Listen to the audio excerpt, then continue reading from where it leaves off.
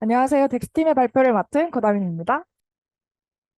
저희 먼저 목차 소개해드리겠습니다. 첫 번째로 덱스란 무엇인지, 그리고 저희 프로젝트 바운스압이 어떤 덱스를 만들고자 했는지 기획과 목표 설명드리고요. 프로젝트에서 사용된 기술 스택 및 협업 툴, 팀원 소개해드린 후에 플로우 차트, 아키텍처 디자인 보여드리고 시연으로 넘어가도록 하겠습니다. 마지막은 회고 및 이슈 사항, 그리고 Q&A로 마무리하도록 하겠습니다. 자, 우선 덱스. 덱스란 탈중앙화 거래소를 뜻하는데요. 저희가 기존에 알고 있는 전통적인 중앙화 거래소는 은행이 있죠. 제가 만약에 누군가한테 자산을 송금하고 싶다라고 할 때 꼭 이 중앙기관인 은행을 거쳐가게 됩니다. 이 은행에서는 송금 기록도 가지고 있고 또 신뢰도를 보장해주기 때문에 사용자들은 수수료를 지불하고 이 은행을 사용하게 되죠. 근데 덱스는 여기서 이 중앙기관을 제외하고 사람 대 사람, P2P로 거래를 가능하게 해주는 탈중앙화 거래소입니다. 근데 내가 만약에 눈앞에 있는 나의 지인과 그냥 자산을 거래한다라고 하면 크게 문제가 없을 것 같아요. 근데 온라인상에서 눈에 보이지도 않는 디지털 자산을 그리고 얼굴도 이름도 모르는 사람과 거래를 한다라고 하면 조금 불안함을 느끼실 수 있는 분들이 많을 것 같은데요. 바로 이 부분을 완전히 해결해 주는 것이 바로 이 스마트 컨트랙트입니다. 덱스는 스마트 컨트랙트를 활용하여 운영되기 때문에 따로 번거로운 단계가 없이 자동화된 금융 상품을 사용자들에게 제공을 해주고요. 또 이 송금 내역이 어, 누구나 열람이 가능하고 아무도 수정을 할 수 없기 때문에 투명하고 검증 가능한 방식으로 작동된다는 것을 알 수 있습니다. 그리고 또 하나의 덱스에 굉장히 큰 이점이 있는데요. 바로 사용자로 하여금 수익 창출의 기회를 제공한다는 점입니다. 이 부분에 대해서는 바운스업의 기획 얘기해드리면서 좀 더 자세히 말씀드릴게요. 저희 바운스업은 사용자들에게 총 네가지의 핵심 기능을 제공하고 있습니다. 첫 번째 수업은 플랫폼 내 예치된 코인 및 토큰을 자유롭게 교환할 수 있는 기능이고요. 가능하게 하는 것이 여기 리퀴디티, 유동성 부분입니다. 사용자는 원하는 풀에 자신이 가지고 있는 토큰 두 개를 페어로 자유롭게 예치를 하게 되는데요. 풀에 예치를 하게 되면 증서로 LP 토큰을 민팅 받게 됩니다. 이거는 이제 예치한 후에 영수증처럼 부여받는 것이라고 생각하면 좀 이해하기 쉬울 것 같아요. 이제 이 부분에서 제가 앞서 말씀드렸던 사용자들의 수익 창출이 일어나게 되는데요. 이 두 개의 토큰을 가지고 누군가가 수합을 하고 싶다라고 하면 수합을 진행한 후에 일정량의 수수료를 지불하게 됩니다. 그럼 지불된 이 수수료는 유동성을 공급한 공급자들에게 지분에 따라서 이제 공평하게 분배가 되는 방식으로 이루어져 있습니다.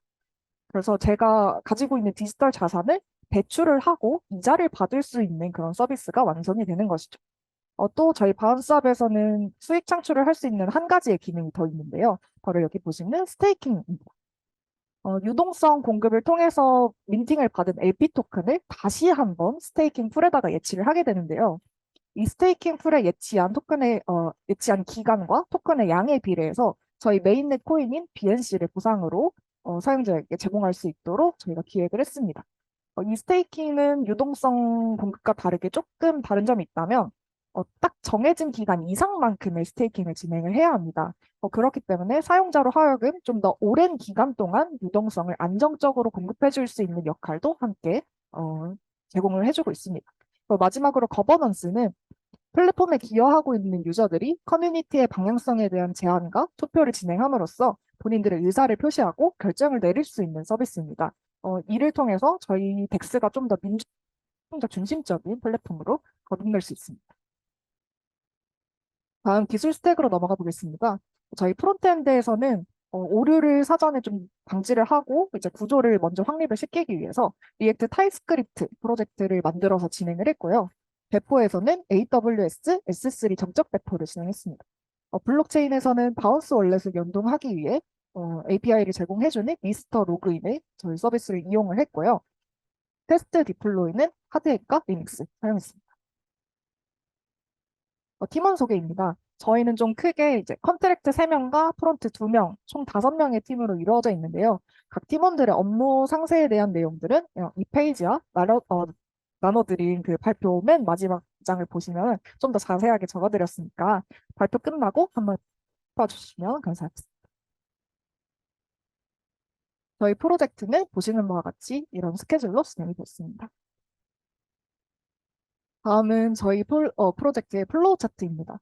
저희 프로젝트는 총 12페이지로 구성이 되어 있고요. DB를 일체 사용하지 않았기 때문에 컨트랙트가 DB의 역할을 함께 수행을 하고 있습니다. 그리고 프론트와 컨트랙트끼리만 서로 상호작용을 통해 모든 기능이 일어난다라고 보시면 될 것 같습니다.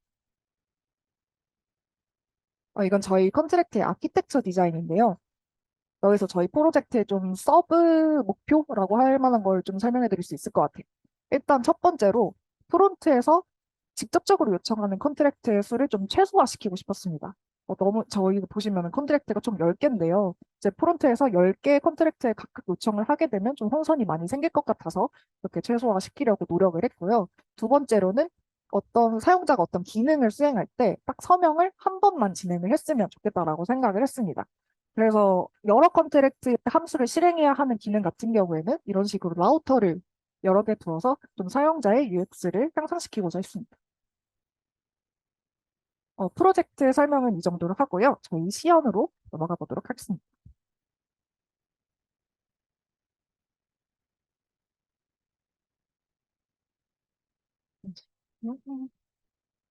첫 번째로 회원가입 및 로그인 진행하도록 하겠습니다. 저희는 바운스 솔루션에서 제공하는 미스터 로그인의 소셜 로그인 API를 사용해서 로그인을 진행하는데요. 자동으로 사용자가 바운스 월렛을 생성할 수 있도록 유도했습니다. 저희는 이미 바운스 월렛을 만들어둔 상태이기 때문에 바로 로그인으로 진행하도록 하겠습니다.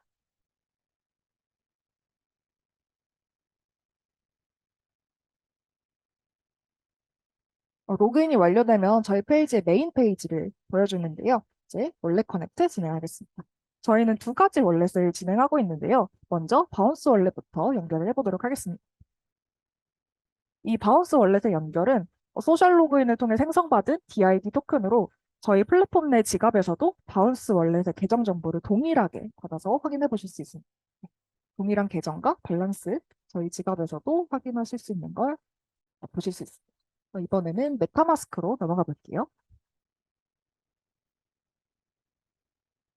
사이드바를 보시면 이제 현재 메타마스크로 연결된 계정이 소지하고 있는 토큰의 목록 그리고 풀의 목록까지 함께 확인을 해보실 수 있습니다. 이 부분은 저희가 시연을 위해서 좀 더미를 쌓아둔 상태고요. 좀 본격적인 기능을 수행해보기 전에 잠시 협업사에서 요청받았던 라이트 다크 모드 그리고 모바일 PC 버전 함께 보여드릴 텐데요. 먼저 라이트 모드는 어, 연두색과 노란색을 그라데이션으로 좀 사용자들에게 밝은 이미지를 제공하고자 했고요. 다크모드 한번 보시세요. 다크모드는 블랙 색상을 기본으로 저희 키 컬러인 연두색을 포인트로 사용을 해서 작성을 했습니다. 그리고 모바일 버전 한번 보시고 저희는 가로 단위 최소 280 픽셀까지 지원할 수 있도록 반응형으로 모든 모바일 작업을 진행을 했습니다. 다시 PC로 돌아와서 이번에는 플랫폼 내에 있는 토큰과 풀의 정보들을 한번 확인해 보도록 하겠습니다. 여기가 토큰의 대시보드인데요. 총 4개의 토큰이 저희 플랫폼에 존재하고 있고요. 여기는 각 토큰의 예치량을 나타내는 TBL, 그리고 거래 누적량을 나타내는 볼륨을 함께 확인할 수가 있습니다. 네, 디테일 페이지로 들어가 보시면 여기 토큰의 자세한 정보와 가격 변동률 그래프를 나타내고 있는데요. 이 가격 변동률 그래프는 저희가 정확한 현금화를 표시하는 그래프는 아니고요. 저희가 컨트랙트에 트랜잭션이 일어날 때마다 변동되는 가격을 누적시키는 변수를 하나 만들어 놨습니다. 그래서 이 현재의 가격과 직전의 가격을 제외를 한 값으로 이제 이 가격이 얼만큼 변동할 수 있는지를 사용자가 조금 판단을 해서 볼 수 있게끔 참고할 수 있게 그래프화 해놓은 상태입니다. 이번에는 풀 대시보드로 넘어가 볼게요. 동일하게 TBL과 볼륨 함께 확인 가능하시고요. 디테일 페이지로 넘어가게 되면 여기서는 리퀴디티 그래프를 보여드리고 있습니다. 이거는 사용자가 유동성을 공급하거나 제거했을 때 발급되고 소각되는 이 LP 토큰의 총량을 보여주는 그래프입니다. 정보는 여기까지 확인을 해보도록 하고요. 이번에는 본격적으로 플랫폼의 기능들을 한번 수행을 해보도록 하겠습니다. 가장 먼저 유동성 공급을 함께 해보실 텐데요. 저희 토큰 상단에 있는 BNC와 이더리움 풀의 예치를 한번 해보도록 하겠습니다. 그럼 크게 이씩 한번 넣어주시겠어요? 네, 진행을 해주세요. 사용자는 예치하고 싶은 BNC나 ETH의 특정한 양을 정할 수 있고요. 한쪽의 양을 정하면 현재 풀의 상태에 맞게 1대1의 가치로 자동으로 환산해서 적용이 됩니다. 이제 유동성 공급이 끝나서 마이 페이지로 바로 이동이 되었는데요. 방금 여기서 조금 전에 예치해 두었던 수량을 확인하실 수가 있고요. 이 부분에서 아까 기획 설명해 드렸던 그 수수료, 내가 얼만큼의 수수료를 받고 있는지를 이 공간에서 확인을 할 수가 있습니다. 수수료를 한번 확인하기 위해 수업을 먼저 진행해 보도록 할게요. 조금 전에 만들었던 BNC ETH 풀로 수업을 진행해 보겠습니다.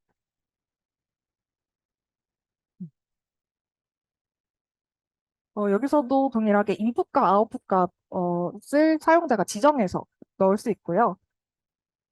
입력 값에 따라서 상대 토큰이 수수료 0.3%를 제외한 값으로 자동으로 계산이 되고, 이게 짧게 나와가지고 아까 앞에 밑에 보셨는지는 모르겠는데 맥스 슬리피지를 표시를 해놨습니다.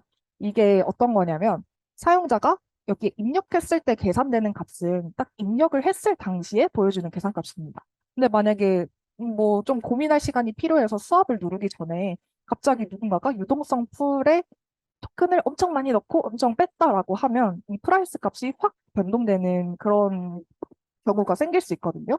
그럼 사용자가 나는 이만큼 받고 싶은데 그만큼 못 받거나 이만큼까지만 내고 싶은데 훨씬 더 많은 토큰을 지불해야 하는 경우가 생길 수가 있습니다. 네, 그래서 지금 사용자가 보고 있는 이 가격에 0.5% 이상 차이가 나지 않도록 저희가 제어를 걸어놓은 상태입니다. 이제 수업은 완료가 됐으니까 다시 마이풀 페이지로 가서 사인 보상을 확인해 보도록 하겠습니다. 이동을 하면요. 조금 전에 ETH를 저희가 넣고 BNC를 받는 수업을 진행을 해서 값인 ETH가 수수료로 쌓인 것을 확인해 볼 수가 있습니다. 지금은 굉장히 미미하기 때문에 지금 받으면은 좀 의미가 없을 것 같고 좀 더 사업을 여러 번 진행하면 나중에 제가 수수료를 받도록 하겠습니다. 음, 이번에는 유동성 제거도 한번 진행을 해볼 텐데요. 유동성 제거는 현재 가지고 있는 지분에서 사용자가 원하는 퍼센테이지를 계산해서 제거가 됩니다. 한번 50% 제거해볼게요.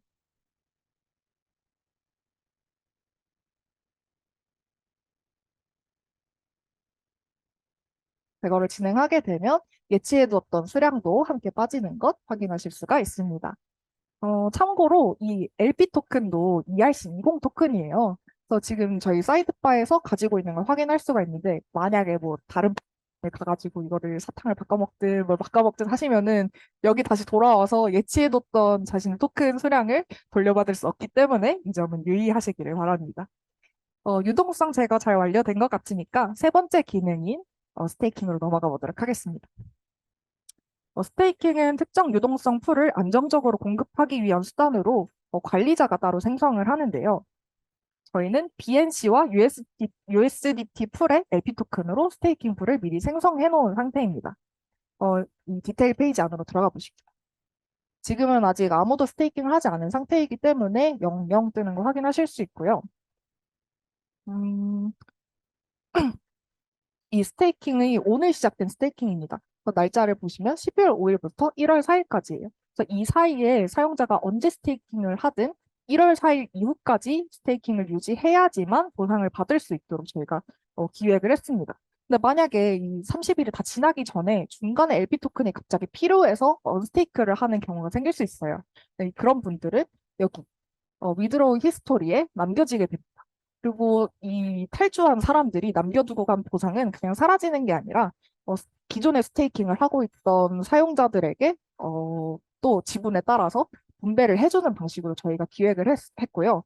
그래서 여기 이 부분이 나의 보상을 확인할 수 있는 칸인데요. 이거는 블럭이 생성될 때마다 내 지분에 따라서 얼마의 보상을 받을 수 있는지를 확인할 수 있는 공간이고 이 부분은 탈주한 사람이 두고 간 보상을 나눠받는 구간입니다. 그래서 토탈 같이 함께 확인하실 수가 있고요. 이제 스테이킹 진행해 볼게요.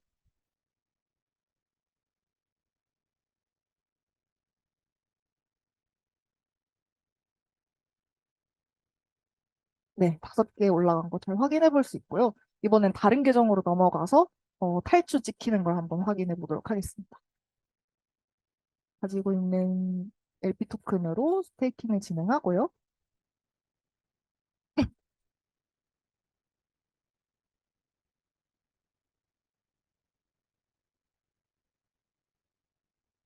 총량이 9만큼 올랐죠? 이번에는 원스테이크를 진행해 보도록 하겠습니다.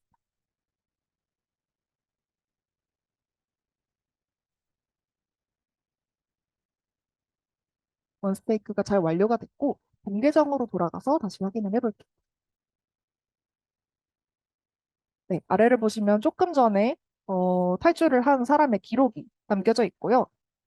그 사이에 블록이 하나가 생성이 됐나 봐요. 그래서 그 사람이 두고 간 만큼의 보상을 지금은 한 사람만 스테이킹을 하고 있기 때문에 이 유저가 모두 가져간 것을 볼 수가 있습니다. 이제 1월 4일 이후에 스테이크를 진행을 하면 여기에 계속 쌓였던 보상을 유저는 돌려받을 수 있습니다. 스테이킹은 여기까지 해보도록 하고요. 마지막 거버넌스로 넘어가 보도록 하겠습니다. 저희 거버넌스는 BNC, BNB 풀에 유동성을 공급을 해서 LP 토큰을 민팅 받으면 그 LP 토큰과 동일한 비율의 거버넌스 토큰을 에어드랍 받을 수 있도록 기획을 했습니다. 그래서 BNC, BNB 풀에 먼저 유동성 공급을 해보도록 할게요. 사이드바도 함께 보여주세요. 네. 그러면 이씨 유동성 공급을 해서 지금 LP 토큰 두 개를 받은 것을 확인하실 수가 있고요. 토큰으로 넘어가면 네, 거버넌스 토큰 또한 동일하게 두 개 쌓인 것 볼 수 있습니다. 저는 거버넌스로 넘어가서 의제 제출을 한번 해볼게요.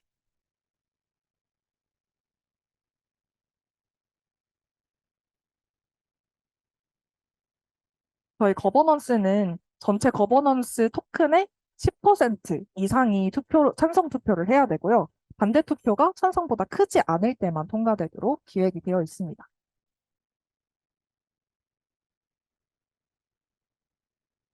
네, 의제가 잘 제출되었고요. 그 제출된 의제를 확인해 보실 수가 있습니다. 이번에 다른 계정으로 다시 넘어가서 투표도 한번 진행을 해볼게요.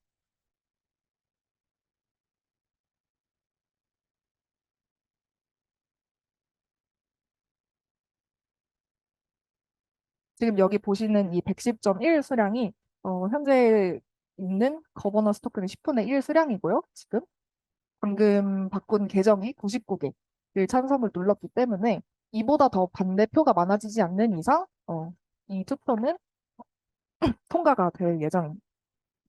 그러면 거버넌스도 여기서 마치고 시연 마무리하도록 하겠습니다.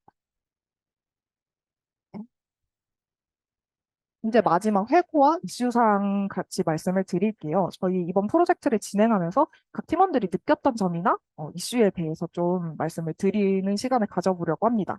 일단 첫 번째로 저는 이 컨트랙트 아키텍처 구조에 대해서 말씀을 드려보고 싶었어요. 어, 사실 이 프로젝트를 처음 시작할 때 저희 팀원 5명이 다 덱스에 대한 지식이 굉장히 전무한 상황이었습니다. 그렇다 보니까 이 컨트랙트 구조를 확립하는 데 있어서 굉장히 어려움을 많이 겪었어요. 이게 점점 덱스를 좀 공부를 하다 보니까 하나의 기능을 수행을 할 때 여러 컨트랙트의 여러 함수를 순서적으로 돌아야 된다는 거를 알게 돼서 저희가 중간에 이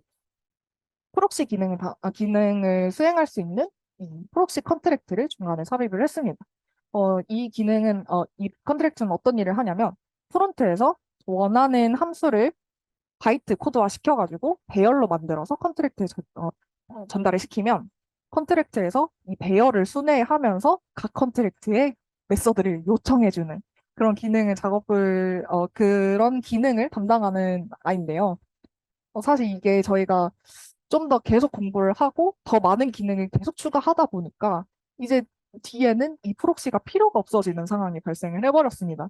굉장히 테스트까지 완료하고 힘들게 만든 컨트랙트지만 과감히 삭제를 했고요. 최종적으로 만들어진 아키텍처 구조는 바로 이것입니다.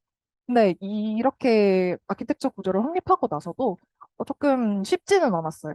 왜냐하면 이 10개의 컨트랙트가 모두 유기적으로 연결이 되어 있기 때문에 뭔가 하나를 배포를 하고 배포한 CA를 가지고 다시 배포를 하는 그런 경우가 굉장히 많았기 때문에 이 컨트랙트 배포에 있어서 모순이 굉장히 많이 발견되는 이슈가 있었습니다. 근데 결과적으로는 잘 해결이 됐고 이 과정을 통해서 이 컨트랙트의 상호작용, 그리고 동적 배포에 대해서 좀 많이 학습하게 된 것 같아서 결론적으로 좋은 경험이었다고 말씀드릴 수 있을 것 같습니다. 다음으로는 김하연 팀원의 회고입니다. 저희 김하연 팀원은 저희 프로젝트의 페이스메이커이자 브릿지 역할을 담당을 해줬는데요. 프론트와 컨트랙트, 배포 세 분야의 전반적인 지식을 가지고 있기 때문에 이런 역할을 수행을 할 수가 있었습니다. 근데 다만 협업하는 데 있어서 프론트 팀의 상황을 컨트랙트에다 설명하고 컨트랙트 팀의 상황을 프론트에 설명하는 그런 이 사이의 과정이 좀 쉽지 않았다라고 해요. 그래서 처음에는 똑같은 말을 좀 여러 번 설명을 하기도 하고 뭐 그림을 그리기도 하고 하면서 이제 결과적으로는 각 팀에 알맞는 그런 단어들을 좀 습득을 하면서 좀 더 원활한 소통이 가능해지는 경험을 했다고 합니다. 개인적인 이슈 사항으로는 저희 데이터 사용이 있었는데요. 저희가 DB를 사용하지 않고 컨트랙트만 사용을 하다 보니까 트랜잭션마다 이제 볼륨이나 프라이스가 변동되는 그 값들을 어딘가에 기록을 해야 되는데 어디에 이걸 기록을 해야 할지에 대한 고민이 굉장히 많았어요. 그래서 처음으로 생각을 했던 건 컨트랙트에다가 몽땅 때려 넣어보자 라고 생각을 했습니다. 근데 아시다시피 이게 얼마나 많은 수백 명, 수천 명의 사람이 동시에 트랜잭션을 일으킬지 모르는 상황에서 이 데이터를 계속 저장하는 거는 컨트랙트 부하에 있어서도 그리고 가스비 문제에 있어서도 굉장히 비효율적이라는 것을 저희가 인지를 했고요. 데이터가 컨트랙트 여러 개에 다 포진이 되어 있다 보니까 이 데이터들을 다시 구조를 재정의하는 것도 저희가 쉽지 않을 것이라고 판단이 돼서 두 번째로 생각을 했던 게 바로 플러러 팀의 API를 요청하는 것이었습니다. 근데 다만 이거는 두 팀이 협의가 좀 필요하기도 하고 저희가 시간적인 부분을 우려해서 일단 우리가 먼저 그냥 우리끼리 한번 해결을 해보자라고 해서 결과적으로 채택한 게 이벤트 구독입니다. 웹3에서 이벤트 메서드를 제공을 해주는데요. 그럼 저희가 원하는 컨트랙트에 원하는 이벤트만 이제 정보를 끌고 올 수 있는 겁니다. 그래서 프론트에서도 DB가 없이 이 데이터를 가져와서 사용을 할 수 있는 해결 방법이 됐는데 다만 아까 그 시연할 때 보셨을지 모르겠지만 한 가지 문제점이 이 이벤트가 배열로 들어옵니다. 네, 배열로 들어오는데 이 안에 저희가 원하는 값을 다 뽑아와가지고 연산을 하는 작업을 진행했기 때문에 매번 페이지에 들어갈 때마다 그 반복문을 도는 상황이 발생을 했어요. 그래서 어쩔 수 없이 조금 페이지가 렌더될 때 살짝씩 지연이 생긴다는 그런 아쉬운 점이 남았던 그런 회고라고 할 수가 있겠습니다. 다음으로 위지원 팀원의 회고입니다.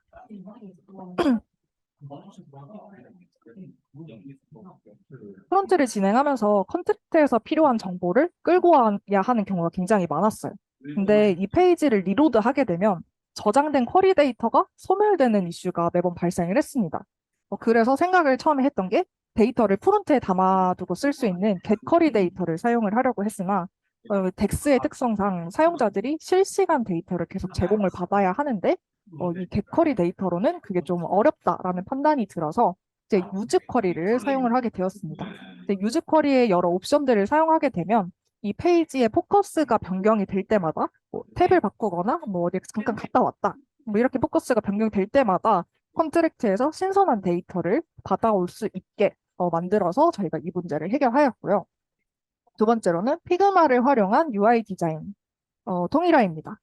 저희가 사실 디자인을 전공한 팀원은 없었어요. 근데 이제 프론트 팀이 이번에 디자인을 같이 담당을 해주었는데 사실 이전 프로젝트까지만 해도 다른 사이트를 좀 카피를 하거나 아니면 스케치를 그리더라도 아이패드에 손으로 그리는 정도의 저희가 스케치를 작업을 했었는데요.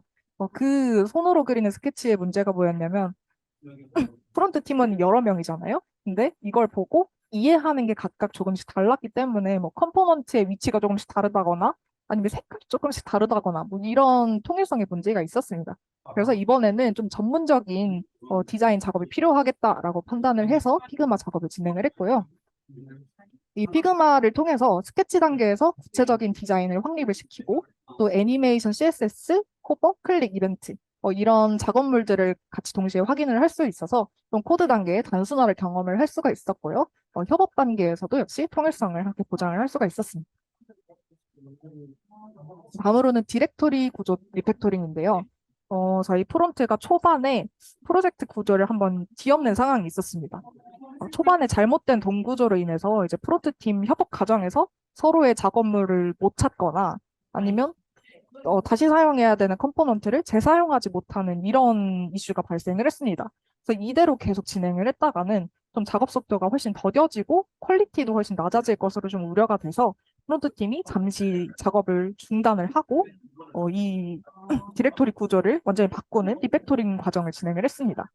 그래서 이 디렉토리 구조를 처음부터 다시 설계를 하면서 재사용성이 높은 컴포넌트는 컴포넌트 폴더에, 함수는 피처스 폴더에 이런 식으로 구조를 다시 재정의를 했고요. 결과적으로 기대했던 컴포넌트의 재사용성이 좀 높아지는 효과를 얻을 수가 있었습니다. 또한 불필요한 렌더링이 줄어들었기 때문에 돔 조작이 최소화가 됐고 코드의 구조가 단순해지면서 서로의 프로젝트 내용을 좀 더 빠르게 이해할 수 있어서 결과적으로 협업의 효율성을 많이 증대시킬 수 있는 경험이었습니다. 다음으로 유동희 팀원의 회고입니다. 이전 프로젝트에서는 저희가 스타일링을 할 때 스타일드 컴포넌트를 사용을 했어요.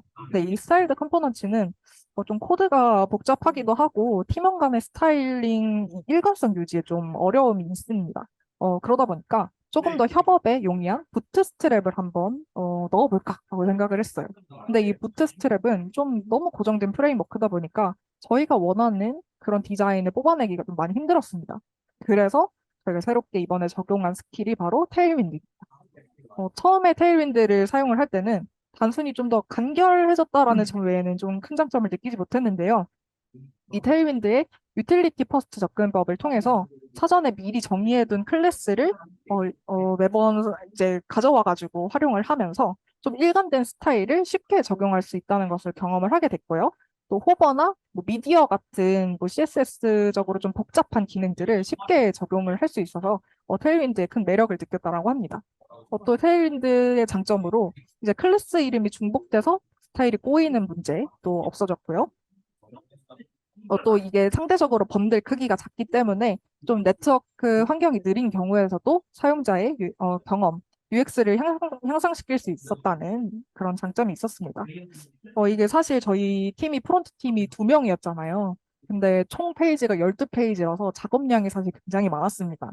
그럼에도 불구하고 새로운 스킬을 독학해서 적용한다는 게 사실 쉬운 일은 아니었는데 이게 팀이 초반에 새로운 스킬을 숙달함으로써 이제 결과적으로는 추후에 프로젝트의 속도를 향상시키는 데 좀 많은 도움을 얻을 수 있는 경험이 되었습니다.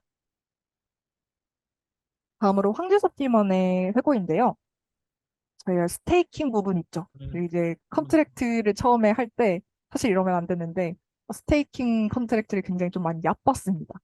저희가 생각을 했던 게 뭐냐면 풀에 예치되어 있는 사용자들을 배열에다가 넣어두고 블록이 생성될 때마다 돌면서 보상을 누적하면 되지 않을까라고 굉장히 단순하게 생각을 했어요. 근데 이것도 마찬가지로 이 스테이킹 풀에 만약에 1,000명, 10,000명이 동시에 예치를 하게 된다면 블록이 생성될 때마다 단번에 반복문을 돌게 되는 굉장히 비효율적인 방식이라는 것을 저희가 중간에 인지하게 됐고요. 그래서 채택한 것이 스시 스왑의 스테이킹 방식입니다. 이 스시 스왑의 스테이킹 방식은 뭐냐면 스테이킹을 할 때 스타트 블럭 숫자 있죠? 그리고 최근 블럭을 같이 기록을 해둡니다. 그리고 블록당 이 유저가 얼만큼의 지분을 가지고 있는지의 수치를 함께 가지고 있기 때문에 포문을 돌지 않아도 반복문을 돌지 않아도 아주 손쉽게 이제 계산이 되는 굉장히 효율적인 방법이었어요. 근데 나중에 이제 저희 깃 들어가셔서 한번 컨트랙트를 살펴보시면 아시겠지만 컨트랙트 중에 스테이킹 컨트랙트가 가장 깁니다. 그리고 수식이 굉장히 복잡한 것들이 많아요.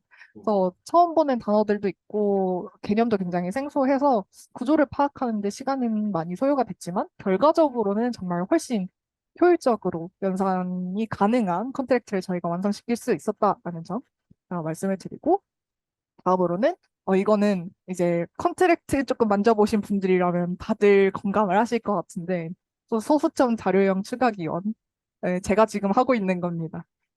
처음에 스테이킹을 할 때 사용자 입력 부분에서 소수점을 고려를 하지 않고 컨트랙트를 작성을 했어요. 그러다 보니까 나중에 가서 프론트에서 소수점 못 하는데 이런 상황이 돼버린 거죠. 이제 통합을 시킬 때.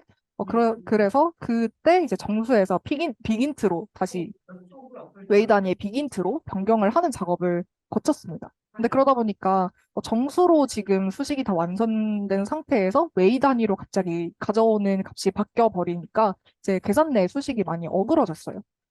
그래서 기대한 대로 보상이 적립되지 않는 걸 보면서 저희가 어떻게 해결을 했냐면, 테스트할 때 하드햇을 사용을 했다고 말씀을 드렸는데, 이 하드햇에 콘솔 라이브러리를 제공을 해줍니다. 원래 솔리디티는 콘솔이 안 되잖아요. 근데 하드햇에서는 제공을 해줍니다. 그래서 저희가 이 수식을 하나하나 콘솔을 찍어보면서 어디서 문제가 발생을 했느냐, 이걸 하나하나 확인하면서 그 지점을 확인을 해서 결론적으로 잘 해결이 됐고요. 그래서 이 문제로 느꼈던 점이 이제 프론트와의 이제 상호작용에 있어서 좀 혼선이 없도록 입력값 단위를 저희가 확실히 설정을 하고 사전에 테스트를 해야 한다는 것에 중요성을 인식하게 되었습니다. 마지막 회고인데요. 이제 소셜 로그인 및 월렛 연동 이슈 문제입니다. 저희가 이제 요청받았던 미스터 로그인 API를 사용을 해서 SNS 로그인을 하고 월렛을 연동을 하려는 과정을 가졌는데요. 어, 하다가 보니까 이제 DID 토큰을 발급받는 과정에서 지속적으로 문제가 발생을 했습니다. 그래서 일단 이 지점을 확실하게 저희가 이 프로세스에 대해서 파악을 하기 위해서 시퀀스 다이어그램을 같이 작성을 하고 이 SNS 로그인 서비스를 같이 이용하는 STO 팀과 함께 R&D를 진행을 했고요. 결국 테스트를 진행을 하면서 이 유효하지 않은 액세스 토큰 그리고 유효한 액세스 토큰으로 발급받은 이 DID 토큰 두 가지가 모두 응답의 차이가 없는 점을 발견을 했습니다. 그래서 결과적으로는 저희가 이 문제 지점과 이 정확한 프로세스를 파악한 후에 이제 협업사와의 그 설명을 통해서 빠른 해결을 도모할 수 있었다라는 점 말씀드립니다. 네, 이거 발표는 여기까지 마치도록 하겠고요. 감사합니다.